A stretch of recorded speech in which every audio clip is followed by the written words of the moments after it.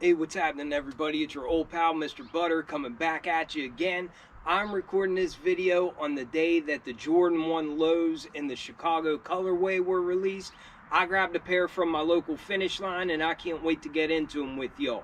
If you're into kicks and you feel like hanging out, then hit that subscribe button. Let's take a look at these Jordan 1 lows in the Chicago colorway. And real quick, before we get to that pair, I wanted to show you what I have on feet. This is the Jordan 4 Bread, but this is the reimagined pair, and it has an all leather upper. I absolutely love these things. My son has been wearing his pair a lot lately, so that kind of made me grab my pair and start rocking them a good bit too. But I thought this would be a good pair to wear today to pick up the Chicagos. But anyway, let's get to the kicks you're here to see. What is happening, everybody? It is wonderful to be back here with y'all again. I am really looking forward to getting into this pair with y'all. I feel like this shoe, for me at least, kind of feels like it's kicking off the holiday rush that we're seeing from the Jordan brand. We're seeing other sneakers released too, but really I feel like this year the Jordan brand has absolutely dominated the sneaker scene. I mean, really, I don't know if any other brands have even come close to what they've been able to do this year. You're probably familiar with the significance of the Chicago colorway, especially when it comes to the Jordan 1 silhouette. I mean, this is pretty much the shoe that started it all. I have never owned the Chicago colorway on a Jordan 1 low OG. I think I had a Chicago colorway of like the cheaper Jordan 1 lows that have more of the padded tongue and the Jumpman on the tongue, not the Nike Air, but I've never had it in its OG form. And on top of that, there's a couple small changes that the Jordan brand made to this pair to make it more true to the OGs, and I'll point that out as we go as well. But I am just very pumped that these were easy to grab. I don't care if they sit. I really don't care if they go on sale. You will never be able to convince me that this shoe is a brick. I did not get these for flipping purposes. I got these to wear on my feet. Imagine that, buying a shoe to wear on your feet. Go figure. We can see that we got the standard Jordan 1 box. It's just black and red, and it has the Nike branding on it. The tag reads Air Jordan 1 Retro Low OG. The colors are varsity red, black, and summit white. I went true to size with my size 10 on this pair. Retail price for these was $145 US. I was able to use some status rewards to get $20 off. All in, I was right around 135 bucks for this pair, and for me, that feels like a huge win. But enough of my yapping and all that box talk. What a thing of beauty. Throughout the year, we always see images of sneakers that are going to be released, especially when it comes to the holiday season. And when I heard that we were getting the Chicago Jordan 1 Low OGs, I knew that it was a pair that I was going to grab. And to be fair, I do grab just about everything when it comes to a Jordan Retro, but this is a pair that I just had to have in my collection. I know they made a lot of pairs of these, and I know by a lot of people's standards, they're going to call these bricks just because they might be available for a little while. But for me, I think that's a wonderful thing. I think this is a pair of sneakers that they should always have available. With the history that this pair has, not just the silhouette, but having this Chicago colorway on it, it really doesn't get much better, at least in my opinion. And I am still a huge fan of the Jordan 1 silhouette. I don't care if they're hyped or if they're not hyped. They're always high on my list just because it's such a versatile silhouette, and with a color as iconic as this, it was just a no-brainer that I was going to be picking them up.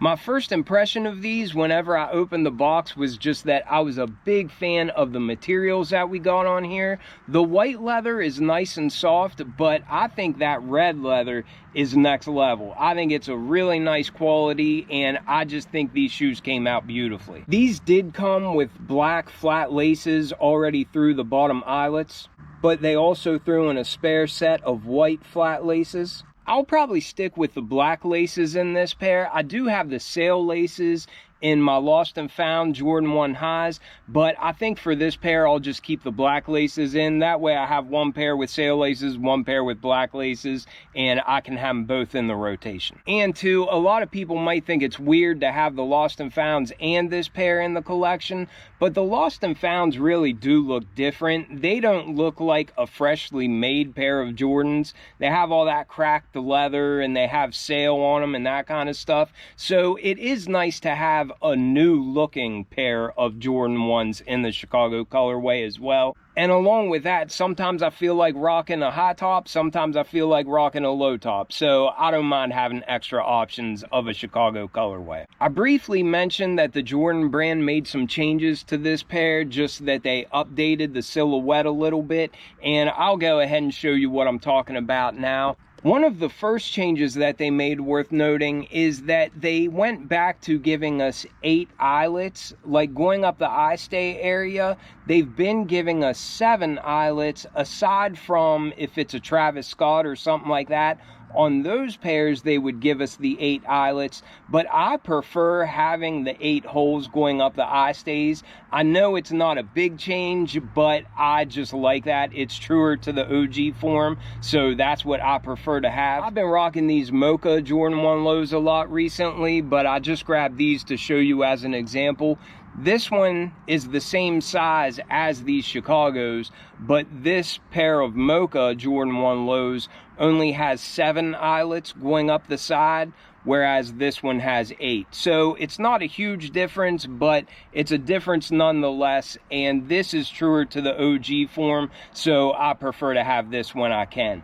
While I've got this pair in my hand, I should say, these didn't sell out immediately. They were easy to grab, and the more time goes on, these are becoming more and more expensive, which isn't a surprise to me because it's a very versatile shoe and I really love the way these look on feet, but I wouldn't be surprised if these perform in a similar fashion. Jordan brand made a ton of pairs of these, and I'm glad that they did. I really do want everybody that wants a pair of these to be able to go out and get them. If they go on sale, that's even better. Let everybody have them. I wasn't going to take any chances with these Chicagos, so I reserved my pair in store, and I'm very glad that I have them in my collection. If prices dip, then I might end up grabbing another pair. But with all that being said, once these are gone and all the restocks happen and everybody that has their pair wants to keep their pair, I can see the demand for this colorway going up, and I can see these becoming pretty sought after. But I'm not saying that's going to happen anytime soon. I'm just saying I didn't want to chance it, so I'm glad I grabbed my pair while it was easy to do so. But then getting back to the difference between recent Jordan 1 Low OGs and the Chicago 1 Low OG, the next biggest difference that I noticed is just the size of the swoosh, and not even just the size of it, but the shape. You can see that these Chicagos have a bigger swoosh on them, and I like the way that this swoosh kind of points back towards the back of the shoe. And I don't even know if that's noticeable to the masses, but to me, I definitely see it whenever I see this updated swoosh. These kind of go more straight up and just point to the top of the shoe, whereas the oversized swoosh kind of points back towards the back of the shoe. And I definitely prefer the look of the swoosh on this pair to what we've been getting recently on Jordan 1 Low OGs. One other thing that surprised me about this pair is they went back to giving us the cardboard shoe trees. It's been a long time since we've seen that, and I think the only pairs that I've seen this on recently are Travis Scott Jordan 1 Lows. So it was interesting to see him give us the cardboard again on a GR Jordan 1 Low release. But getting to the review, we have a standard Jordan 1 tread pattern, pivot point under the forefoot, Nike branding there at the midfoot, but we've all seen this traction pattern before. I always like the way those stars look, especially in that varsity red color up underneath of the toes. Then as we come up to the midsole area, we can see that we've got a bright white midsole with bright white stitching, and it's nice to get a bright white Jordan 1 Chicago, because like I said, right now the only Chicagos I have in my collection are the Lost and Found, and they definitely have that antique treatment statement. So I like that we got just bright white on this pair. Then as we get to the upper, we'll start here with this varsity red overlay that we see here on the mudguard. And it's a nice thickness, and it feels like it's just a nice quality. It is smooth, but you can see a little bit of that natural texture on there, and those red overlays go up the eye stays, and then we also see them at the base of the heel, as well as up here by the collar on the heel where we have that Wings logo. We have a really decent feeling bright white leather for the base of the shoe. On the toe box, you can see all the perforations like we normally get. And then we can also see that bright white leather on the side panels underneath those oversized swooshes. This leather does have a pretty smooth looking appearance, but whenever you press on it, you get those ripples, and it really does feel nice to the touch. A lot of times they give us a synthetic leather for the swooshes, but I think this is actually a genuine material, and it feels a lot like these red overlays do as well. We have a white nylon tongue, and it is just a standard Jordan 1 tongue. We've all felt that before. Really, it's nothing out of the norm. We have white piping going along the edges of the tongue. At the top of the tongue, we have a red tag, and it's got white Nike Air branding on it.